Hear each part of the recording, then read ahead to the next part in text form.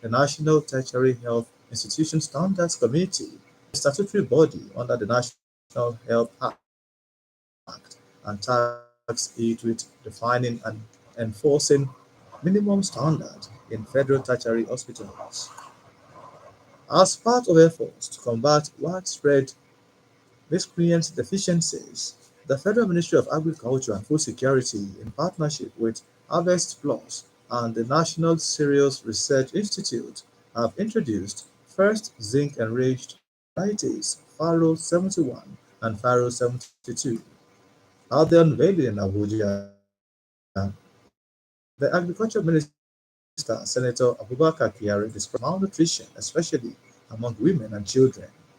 This new rise, according to the minister, provides an affordable way to dietary zinc intake and overall well-being. Senator Kyari noted that zinc deficiency in Nigeria remains a serious concern, contributing to poor immunity, stunted growth, and delayed cognitive development. Said under the President Bola Tinubu administration, Nigeria has prioritized the introduction of bio-fortified staples that the newly released Faro 71 and Faro 72 are not only rich in zinc, but also deliver high yields, resist pests and diseases, tolerate climate, and adapt well across diverse environments. The minister announced stricter measures to including the mandatory use of life jackets and the phasing off of dilapidated wooden boats. The Minister of Marine and Blue Economy, Mr. Gwega Oyintola, made this known during a stakeholders meeting on marine safety awareness in Mina, Niger State.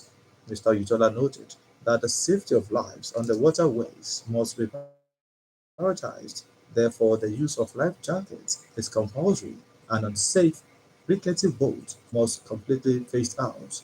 He stressed that safeguarding marine transport is a collective responsibility.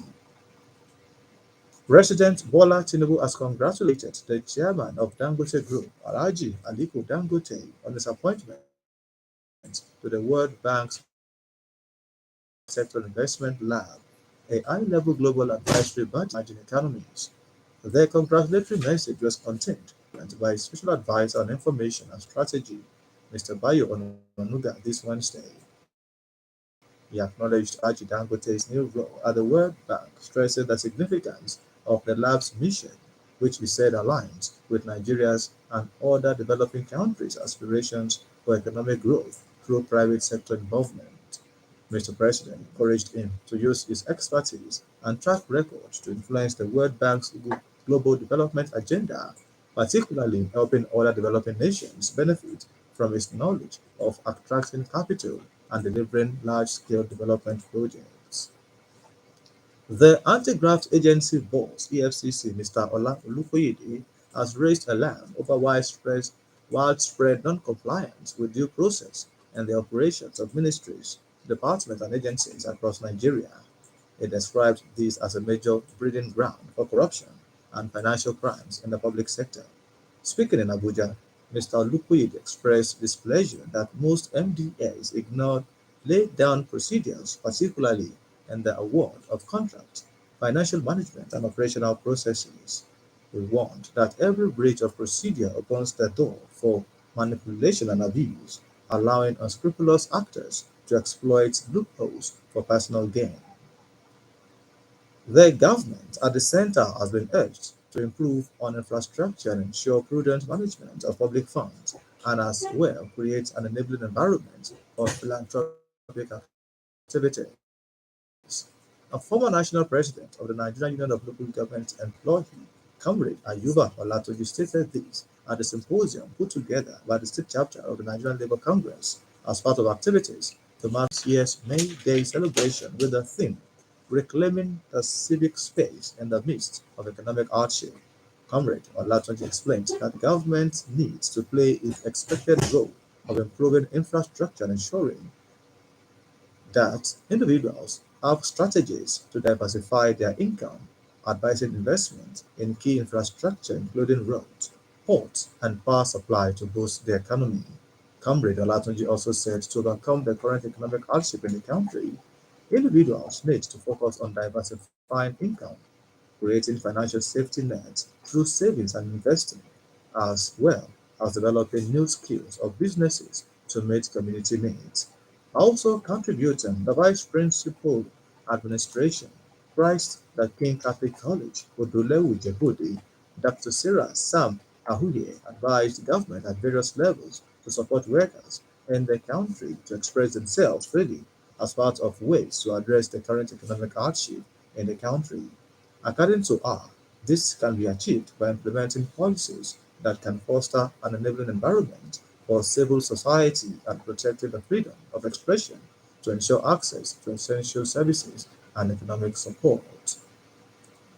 Young girls and boys have been cautioned against acts of selling their reproductive eggs and semen to forestall any difficulty in the future. The Deputy Director of Nursing at the Federal Medical Center, Abeokuta, Mrs. Tolani Oluyede gave the words of wisdom in an interview with OGBC in Abeokuta. She explained that poverty and lack of foresight for the future are part of the reasons behind the act of selling eggs and semen, noting that those who engage in such can contract diseases like sepsis.